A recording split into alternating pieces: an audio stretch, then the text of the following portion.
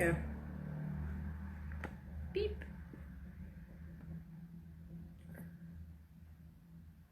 Ay, pará, me dijo que banquemos un toque. Voy a cortar ahora. Sí, pero ¿por qué no? Bueno, está bien. Para que no quede tanto tiempo muerto. No sé. Me voy a cortar zucchinis vos ahora un rato. Dale, pero dame vuelta. ¿Cómo te das vuelta?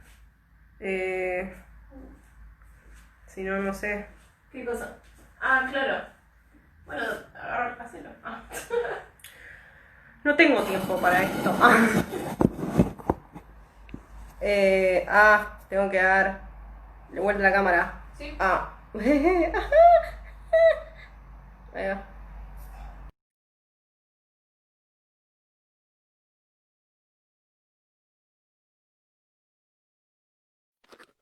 Mel, igual te iba a decir que si querés la dejes así de frente, así nos vemos un ratito, aunque sea. Dale, por eso la dejé de frente así nos vemos un rato. Genial. ¿Qué onda? Me fui corriendo al baño y volví. ¿Ya arrancaste hace Qué mucho? bueno.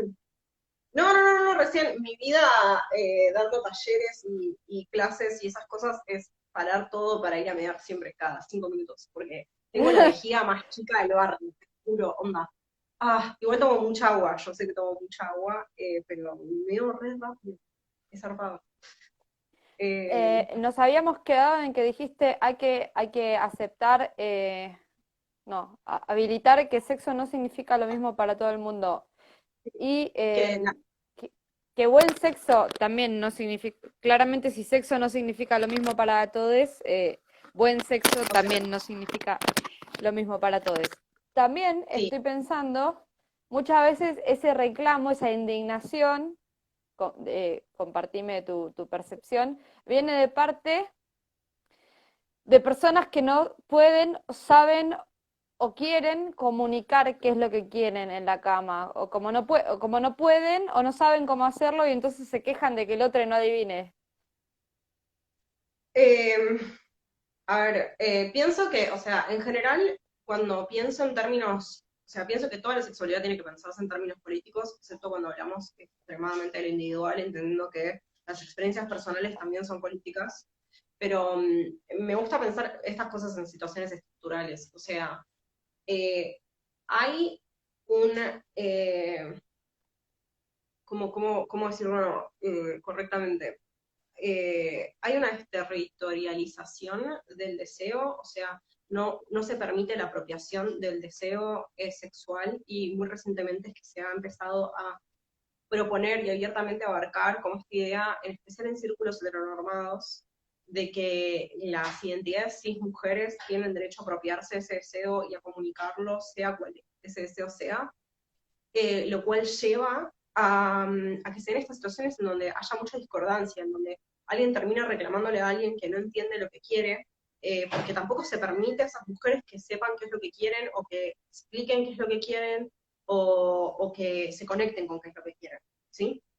Y aquellas cosas con las que se va a permitir el encuentro tienen que ser cosas que estén avaladas por otras normatividades, como puede ser la mononorma, como puede ser la idea de que todo sexo de verdad, sano, seguro, tiene que estar acompañado de un vínculo romántico, y mientras esos deseos no entren en territorios que no estén heterosexuados, o sea, que los deseos sexuales no tengan que ver con deseos de dominación, deseos de prácticas fetichistas, relacionados al dolor, deseos relacionados a prácticas consideradas de puta, etcétera.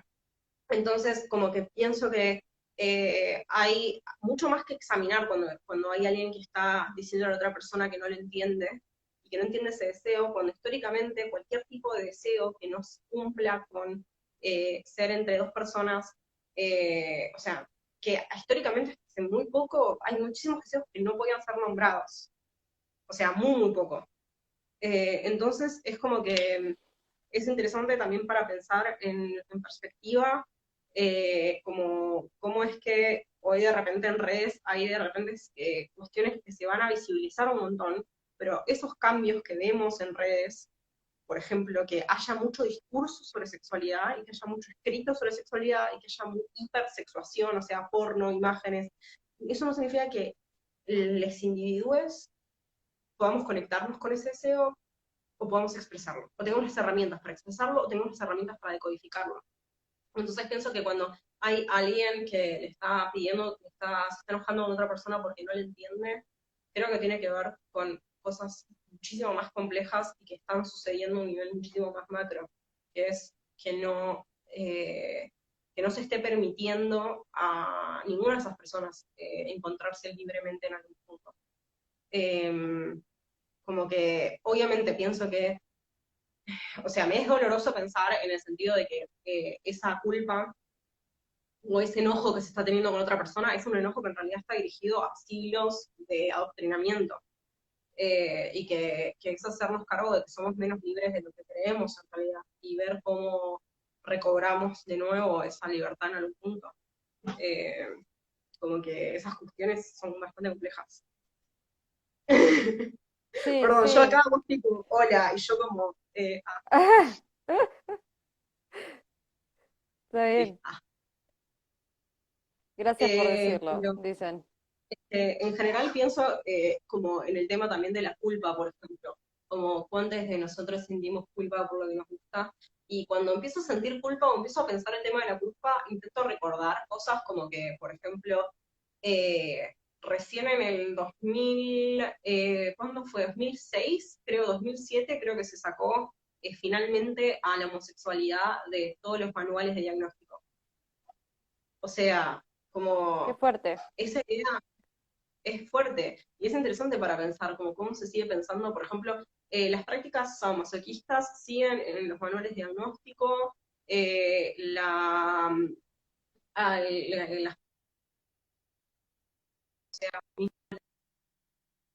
seguimos figurando en los manuales de diagnóstico, Pará, te estás como, temblando, te estás temblando. Wait. oh, hacer la Mm, tormenta. no. Ahí va, ahí va. Ahí, ahora sí, ahora sí. Ok. Como que en esos momentos digo, hey, pará, onda, en realidad hay un camino como muy largo por desarmar y por construir otras cosas. Como que también es eso lo que me pasa todo el tiempo, que tanta gente habla de construcción, pero no tiene tantas ganas de construir algo distinto. Como que es un trabajo colectivo el que tenemos que hacer en construir otros imaginarios y construir otras prácticas. Requiere esfuerzo, pero porque todas las estructuras que ya se han armado le han facilitado la vida a muchas personas para tener control sobre otras, aún Sí, sí, sí. aquellas personas que no lo querían tener. Pero nada, requiere mucho esfuerzo desarmar eso. Y de Eh, hecho, claro, requiere un esfuerzo conjunto que todos garchemos mejor. La otra vez lo decías, en la experiencia colectiva de garchar, estoy 100% de acuerdo con eso. Tenemos que empezar a esforzarnos conjuntamente para que el sexo sea mejor para todos. bueno, yo hablaría como de una sexualidad, porque pienso que reducirlo al hecho de garchar es también invisibilizar todos los desvíos y posibilidades eróticas que existen por fuera, ¿no? Como es esto de por qué es importante dejar de hablar de garchar o de lo que hacemos en la cama y empezar a hablar en general de sexualidad en planos más abarcativos, por ejemplo, seguir atando la sexualidad a lo que sucede en la cama, sino a lo que sucede en todo nuestro cotidiano y en nuestro constante y en muchísimos espacios. Y que el hecho de que la sexualidad haya empezado a ocupar el territorio de la cama tiene que ver con que se ha excluido la sexualidad, el ámbito de lo privado y lo íntimo, y se lo ha sacado de lo cotidiano y se lo ha sacado de lo público, cuando en realidad sigue existiendo en todos esos espacios, solo que existe bajo el control del Estado, bajo el control de la publicidad, bajo el control del capitalismo, como puede ser a través de la publicidad, y la hipersexuación de modelos en la calle o en la vía pública, y tiene que existir en el ámbito del matrimonio, con fines reproductivos, o sea, ¿qué sexualidad? O sea, ¿a quiénes se les ayuda a tener una mejor vida sexual? Porque otra vez hablamos de vida sexual y no hablamos de sexualidad como un continuum en la vida de todas las personas. Eh, no solo en la vida de las personas jóvenes, blancas, capaces, heterosexuales, sino la sexualidad de todas las identidades. O sea, de las personas viejas que están en situaciones de encierro porque necesitan cuidados intensivos todo el día, que también tengan acceso a prácticas sexuales que estén pensadas para su comodidad y que estén pensadas para sus necesidades, así como la sexualidad de personas gordas que tal vez necesitan, dependiendo de su peso y de su corporalidad, van a querer o van a necesitar otras herramientas, así como personas usuarias de silla de ruedas, entre muchísimas otras realidades que también merecen ser garchadas, o sea, y también merecen de disfrutar de esa sexualidad, y entenderlo otra vez. Porque si pensamos solo en garchar, por ejemplo, dejamos afuera a todas las personas que no tienen prácticas sexuales con otros, o que solo tienen sobre sí mismos. También se esta comunicación con uno. Y eso es también lo difícil, ¿no? Como esto de poder apropiarnos de herramientas que nunca pudimos construir a la hora de codificar esas vivencias. Como, por ejemplo, vivencias con respecto al género. O sea, la mayor parte de las personas cis nunca pasaron por el proceso de identificación consciente, sí subconsciente de su género. O sea, asumen que esa realidad es la realidad normal y común y aceptada, pero en realidad hubo un proceso de identificación, solo que sucedió de forma subconsciente y terminaron copiando otras feminidades, por ejemplo, muchas veces. Cuando a las personas transgénero o no binarias, en realidad pasamos por un proceso de repente tener que crear un género y elegir un género y construir ese género, y para hacer procesos de identificación se necesitan herramientas que nadie te proveyó, porque Claro. no son necesidades que se vean como óptimas o enseñables. A ver, para que alguien comentó cosas y me fui por las ramas Sí, igual de nuevo, perdón. no, Amo el no, hecho de pero normalizar el no, sexo en personas intersexuales. Eh, no lo leí porque no eran preguntas, eran como aseveraciones como sí. enfatizar lo que ya habías dicho, por eso no lo dejé pasar. Ah, perdón. No, no, no, Eh, no, está bien. eh, bueno, y llevamos como 1 hora y 13 minutos. Haz lo que vos quieras decir, que quieras agregar, que quieras compartir. Eh, Como que ya, a mí me quedan cosas en el pizarrón, pero también podemos pensar en hacer un segundo encuentro si tenés ganas. El sábado que viene estoy disponible para el que quieras. Re ganas, sí, yo re. Em, en algún momento dijiste algo que yo iba a acotar, pero no lo dije en el momento y se me pasó el tren. Eh, No, tenés la misma tus atención que ramas, yo. tus ramas son nomás, dice. Es que te fuiste por las ramas y claro, yo iba a acotar algo, pero Perdón, no, lo perdí. Lo perdí, it's gone. Em, no, lo siento. Me parece súper importante lo que decías de las, como pensar en el continuo y en que las prácticas quedaron pensadas para lo íntimo versus lo público como las prácticas, las sexualidades en las que nadie piensa. Eh, Hay mucho en lo que no se piensa. Es tanto en lo que no se piensa. O sea, ya sé lo que iba a decir. Cuando dijiste, esto sí, lo pienso un montón, me lo cuestiono un montón, porque eh, cuando yo hice el vivo la primera vez con trans argentines, dije, wow, qué loco las personas que no se identificaron con el género asignado, tuvieron que pasar por un periodo de redescubrirse, redefinirse y reenfrentarse con el mundo, como volverse a presentar, como elegir su propia identidad. Es un camino, yo imagino, durísimo que viven las personas, durísimo en términos de que la sociedad no te lo hace fácil. Entonces muchas veces eso genera problemas con el circuito más cercano, con las personas que se supone que te tienen que querer y cuidar, con las primeras personas que deberían abrazarte. Muchas Sí, veces las personas trans o no binarias pasan por episodios, capítulos, un continuo de violencia y maltratos, y me parecía muy heavy pensar, yo decía, wow, como con qué cara alguien cis le dice a alguien trans nada, o sea, como si, para mí, como todo el proceso que tienen que pasar de definirse, primero reconocerse y luego hacerse fuertes para tener que enfrentar al mundo, me parece un montón, pero un montón, ¿eh? A mí me gustaría resaltar como un par de cosas. Uno es que no, o sea, que en realidad todas las personas pasan por un proceso de identificación, de identificarse con un género, excepto quienes no se identifican con ningún género nunca. Pero me refiero a el sistema nos asigna un género eh, y después hay toda una identificación que sucede en muchas personas que sí se identifican como cis.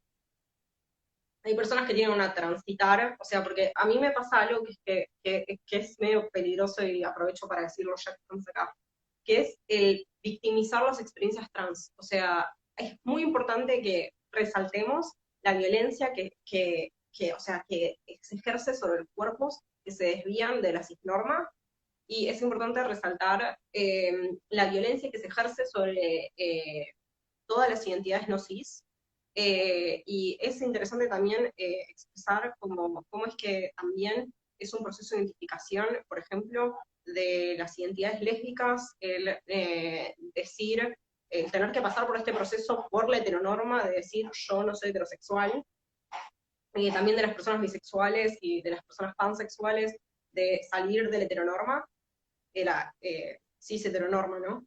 Pero también para mí hay una línea muy fina en esto de decir como no, las experiencias trans no son solo de sufrimiento, también hay un montón de placer en encontrar cómo te sentís y cómo te identificás, existe la euforia de género, existe el placer en poder tener ese género, mostrarlo, sentirlo, expresarlo, que muchísimas veces no se visibiliza tanto, porque seguimos en una lucha constante con que se acepten nuestras realidades, que se tengan en cuenta nuestras experiencias, se respeten nuestros pronombres, eh, que Sí. son casi siempre las violencias propias de estas experiencias tienen que ver con la cisnorma, no con el sufrimiento de encontrarte, sino con el sufrimiento de cómo vas a ser leída.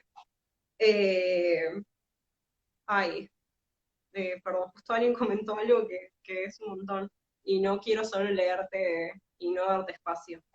Espero que hayas tenido una buena experiencia de poder comunicarle eso a tu vieja. Eh, Creo que cuando hablamos de que la heterosexualidad es un régimen, hablamos de estas cuestiones, hablamos de la violencia, policiamiento y violencia que sufren todas las identidades que no se atañen a la heteronorma. O sea, me refiero a que hay otras experiencias que también son violentadas por esa misma normatividad.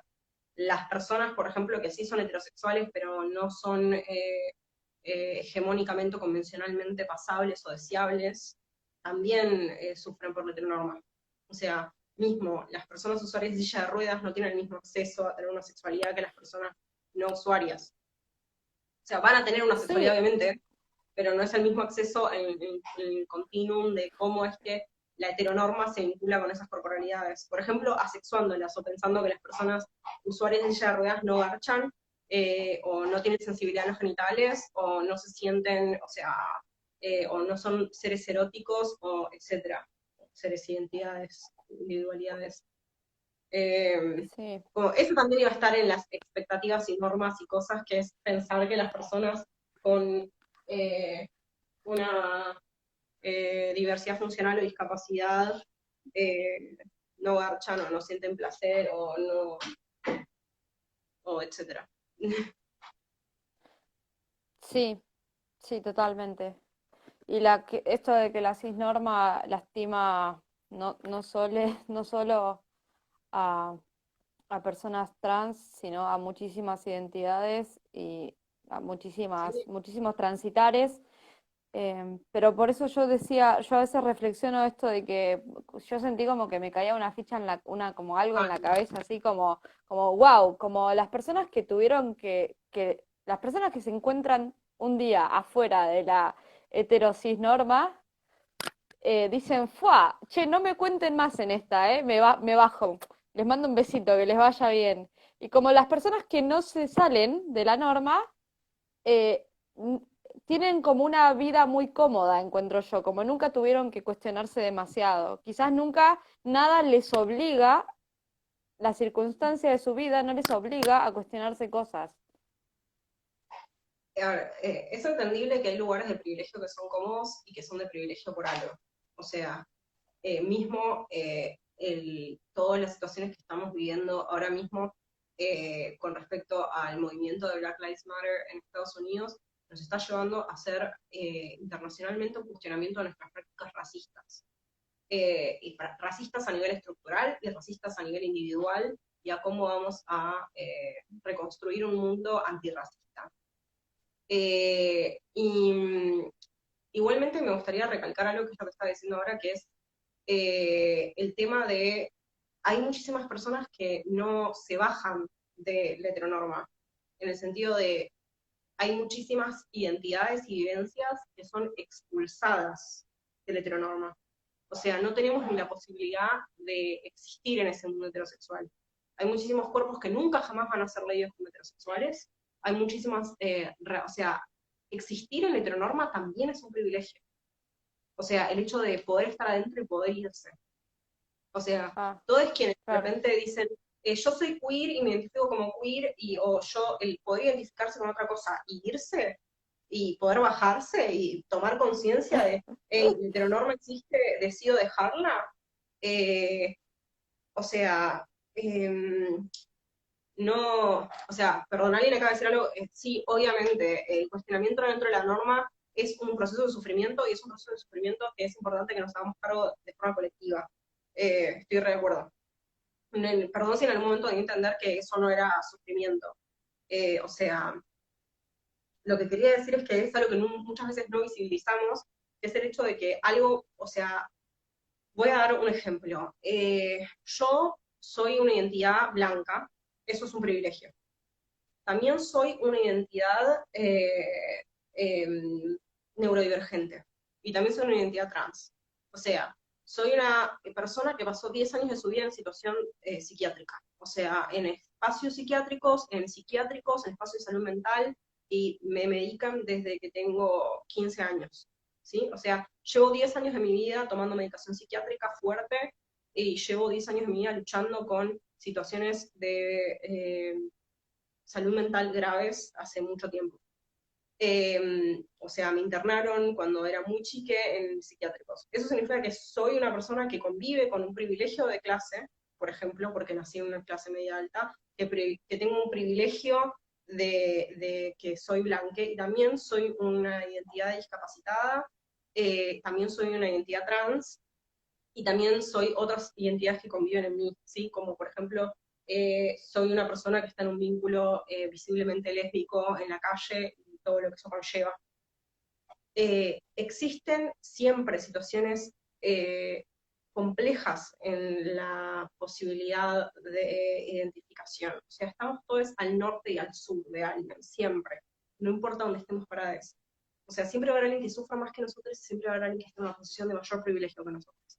La situación es cómo nos hacemos cargo de aquellos privilegios que sí tenemos, para poder hacernos cargo de tomar conciencia de cómo esos privilegios afectan a otras personas, entender que es algo estructural, que no es algo individual, que es necesario que construyamos otras realidades de forma comunitaria, y al mismo tiempo darnos cuenta cómo muchas de esas cuestiones de las cuales nacimos con o tenemos de por sí no son hábiles para otras personas, lo cual significa ser consciente de que tuve el privilegio de irme de la heterosexualidad que me violentaba, cuando hay personas que nunca jamás llegan a entrar, ¿sí? Que nunca van a pasar por cis, no importa cuánto lo intenten, que después pueden reapropiarse de esas experiencias, y ahí también es donde salen todos los movimientos queer, y todos los movimientos de reapropiación, y todos los movimientos de lucha, que son súper importantes. Pero hay que entender que hay muchísimas de nosotros que existimos en los márgenes y que nunca tuvimos acceso a esas vidas, a esas realidades. O sea, por ejemplo, hay muchas personas que pudieron atravesar, que pudieron ingresar a la UBA, por ejemplo.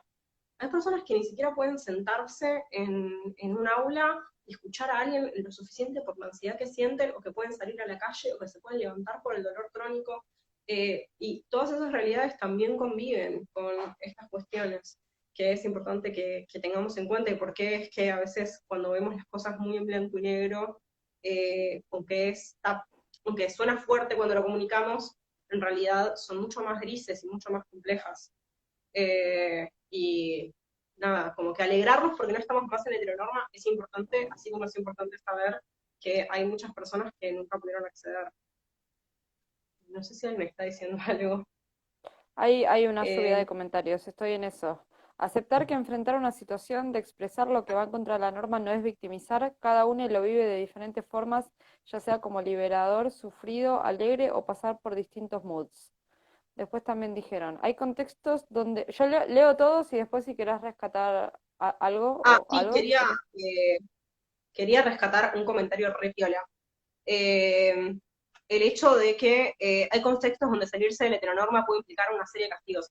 Hay muchísima gente que jamás se sale de la heteronorma porque no tienen la posibilidad emocional, estructural, relacional, eh, y que no existe, o sea, por ejemplo, hay muchísimo, mientras más visibilizamos las vivencias de nuevas masculinidades, por ejemplo, más nos damos cuenta de lo difícil que puede ser salir de una situación heteronormada para tal vez un hombre cis que quiere explorar otras cosas con su vida, por el hecho de que significa un castigo social.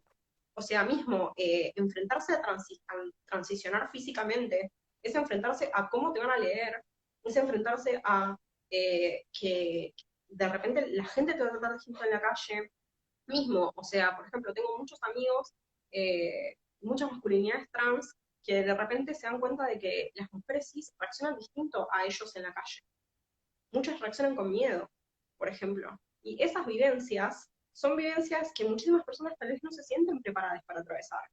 Y así como un millón de otras, o sea, el riesgo de que, tener miedo de que te mate la policía, tener miedo de que te expulsen de tu familia, tener miedo de perder las pocas redes de contención que tenés, tener miedo de perder a tus amigos para construir una nueva vida porque ahora creciste en un seno súper heteronormado y te diste cuenta que sos puto, te diste cuenta que sos marica, o mismo porque querés ser un sumiso y tener una dominatriz, lo que sea. Como que todas esas vivencias de desviaciones de la norma y de resistencias a la norma también, que si las reapropiamos y las construimos, son muy castigadas. Entonces, para mí también es importante desde todos los espacios que podamos decir como, para muchas personas que, y mientras más privilegios tengas de ese sistema, así más difícil es poder ser vos mismo también. Y esto también es lo complejo que se vuelve, o sea, decir, mientras más te beneficies de ese sistema, menos vas a querer abandonarlo. Así funciona. Por eso es que es importante que entendamos, escuchemos los sufrimientos individuales y escuchemos los problemas estructurales. O sea, entender que el sistema se beneficia de crearle comodidad a las personas que no quieren que lo escapen. O sea, no estaba pensado que te escaparas. O sea, no estaba pensado que tuvieras una sexualidad. O sea, ahora sí, porque existe el pink washing, y existe el rainbow washing, y existe que ahora ser puto es cool, pero ser cierto tipo de puto y seguir cumpliendo con ciertas expectativas de lo que es ser puto, y siendo un puto que consume en ciertos espacios, y siendo hegemónico, y siendo flaco, y siendo blanco. Eh, sí, no sí, sí, ser totalmente. lesbiana, gorda, rapada, no binaria. Como que esas cuestiones también son importantes y que también son, como esto alguien recién decía, como esto de el patriarcado hetero impera hasta en nuestro deseo. Ahí también a mí se me genera algo que no dije antes, que siempre lo digo, que es que hay un documental que recomiendo a todo el mundo que lo vea, que se llama Yes We Fuck, debe estar en internet, es gratis, lo pueden encontrar seguro porque hoy en día es muy famoso, eh, y que hay una escena donde hay dos activistas pospornistas y uno le dice al otro, yo no entiendo cómo es que a alguien le puede gustar el porno convencional, heterosexual. Y está esta persona no binaria, bollera, gorde, del movimiento más trash que hay, diciendo, a mí me gusta el porno convencional, yo veo porno convencional. Eh, y acá también hay una secuencia que me parece interesante, es poder también tener paz en algún lugar. Como no dar paz, pero sí tener, o sea, no dar paz al sistema, pero sí tener algún tipo de momento de poder el docu se llama Yes, We Fuck, como sí cogemos. Sí, cogemos. Yes, We Fuck. Ahora lo escribo. Yo lo escribo. Como poder tener un espacio de poder decir como, mismo, pienso en todas las personas, a todas las mujeres cis a las que les gustan los hombres cis. Como esto de poder decir como, hey, se puede crear otro tipo de realidades en donde sigue existiendo ese deseo. Entonces, como no hay, como que muchísimas veces algo que discutimos mucho es con cómo vamos a reconstruir las masculinidades si las queremos destruir. ¿Entendés? Como, que es algo que me ha pasado como con muchísimas cuestiones. Yo garcho con mucha hombres cis, y también garcho con mujeres cis, y también garcho con un montón de otras identidades que no se identifican como cis, y también garcho con transmasculinidades, y para recuperarlas es necesario que las reinventemos y que también, nada, que nadie se beneficia del castigo. O sea, realmente, creo que el autocastigo y la culpa solo hace que garchemos odiando, hace que nos odiemos a nosotros, y termina funcionando para lo mismo. O sea, como esto de decir, obvio, hay muchísimo de nuestro deseo que está heteronormado, hay mucho de nuestro deseo que es aceptado. No me acuerdo quién el otro día decía, y esta pibe me pareció linda, y después dije, ¿me parece linda o es que es flaca? Como por ejemplo poder decir, hey, garché alguna, o para personas que son flacas, ¿garcharon alguna vez con una persona gorda? Y si no, ¿por qué es que ven a una persona gorda y piensan que esa persona no es deseable? Eso es interesante para pensar, no de repente decir como, bueno, ahora voy a reeducar mi deseo. Como el deseo a veces no lo controlamos ni nosotros, o sea, les juro, si yo pudiera ser tipo más fetichista, también lo sería. Como hay un montón de cosas que nos pasan como esto, si se pudiera ser más gay, sería más gay. O sea, si yo tuviera la opción de elegir qué gay soy, definitivamente sería muchísimo más gay. Pero no tengo el sentido de la moda como para ser aún más gay, porque me he visto muy para el ojete. Entonces nunca voy a poder llegar a ningún lado, nunca me voy a respetar. Eh, pero como esto no hay o sea, mismo, algo que yo me he consultado muchas veces conmigo es, ¿quiero transicionar a una masculinidad o quiero tomar hormonas? No lo sé, tal vez mi vida sería más fácil como un hombre trans, quién sabe, tal vez yo creo que tendría alto bigote y me vería bien, pero son dudas que tal vez todavía no me estoy pensando, o tal vez me siento cómodo poniéndome un packer y usando binder y siguiendo identificándome como una identidad no binaria nada más. Hay muchas posibilidades. Eh, no hay forma que tenga que ver el cuerpo. No entiendo ese mensaje, perdón. Es la piel lo que el cuerpo te dice. No lo entiendo, Yo perdón. tampoco. Jime, escribilo de nuevo, porfa. Pero bueno, ese es mi mensaje de amor y paz para, como que lo pienso mucho conmigo, como a mí en un momento me di cuenta de que yo no garchaba en un momento de mi vida cuando era gorde, o más gorde que ahora, no garchaba con muchas otras personas gordas porque no estaban sexualizadas y deseadas en mi ambiente cultural. Y después fue como, hey, che, ¿qué onda con toda esta gente que está acá que me podría estar garchando? Y creo que eso es interesante para que pensemos culturalmente, como que qué es lo que nos atrae, está bueno pensarlo, porque hay muchísima gente que tal vez nos reatrae y que nos dijeron que no nos tiene que atraer. Y eso es lo que hay que, con lo que hay que luchar, no con decir como, ay, bueno, pero es que toda la vida está mediado por sí, toda la vida está mediado a hacer lo que puedas. Eh, ¿Se refiere a la esencia más allá del cuerpo? No sé porque no creo en la esencia. Pero No importa, igual supongo, no o sea. sé, no sé, no lo definió, no lo volvió a escribir su comentario, así que no importa. ¿Cómo lograr erotizarnos soles y deserotizar genitales? Bueno, si sos gordo flaque no tiene que ver. Excelente que te hayas, que tus experiencias personales pueden hacer un bio Ay, sobre identidades. Eso lo preguntaron antes. Tenemos uno específicamente sobre identidad de género, que tiene 2 capítulos de 2 horas. Lo puedes ver en nuestro IGTV. Y también está en YouTube, si vas a YouTube, Kinky Vibe, en YouTube. Perfecto, súper. Tenemos un canal y lo subimos. Mel, yo te quería preguntar, vos, cuando Sí, abrimos este vivo, la idea era supuestamente despedirnos mejor y ahora nos re que te fuimos por las ramas. O sea, yo sí, quiero volver a decir créeme. no sé, si Pau tiene la comida lista o si querés ir a cenar o querés que cortemos, lo que sea, porque Trabajé todo todo el esto día fue de y necesito ir Yapa. a comer. O sea, a la gente le quiero decir que todo esto fue Sí, Yapa. sí, fueron 35 minutos que les regalamos. Eh, Aileen,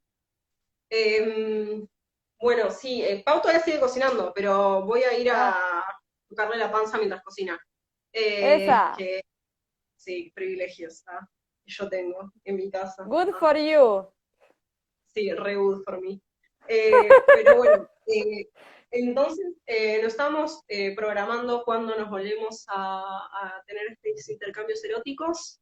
Eh, ah, y Estas orgías con 30 personas de sábado a la noche. eh, nada, pueden, si tienen ganas, ayudarnos donando dinero a kinkyargentina.gmail.com a través de Mercado Pago. Nos reayuda, ese dinero después lo usamos para poder seguir imprimiendo nuestros manuales sobre sexualidad y nos ayuda a seguir haciendo contenido, que todo el contenido de YouTube y de los vivos es gratuito y créanme que hay mucho esfuerzo detrás, tengo ojeras. Sí. Así que, nada, gracias por haberme invitado a hacer algo. Nada, me re gustó este Gracias por espacio. aceptar. Gracias a vos por aceptar. Sí, no sé, el agradecimiento es mío. Si Así que espero, pudiera pellizcarte un cachete a través de acá, te pellizcaría un cachete. Eso. gracias. Gracias a Así vos. que Sí. nada, nos vemos pronto. Ah, y les quería comentar que es muy probable que mañana, domingo a la noche, hagamos una reunión orgiástica por Jitsi para atarnos con cuerdas de forma colectiva. Así que si tienen ganas pueden dirigirse a Ouch, que es nuestro canal en Telegram, y si no, muy probablemente lo estemos avisando por historias, que vamos a estar haciendo una reunión Wow. de cuerdas para aprender a atar, que va a ser muy amateur, muy de gente pelotudeando un domingo a la noche post cena virtual del padre.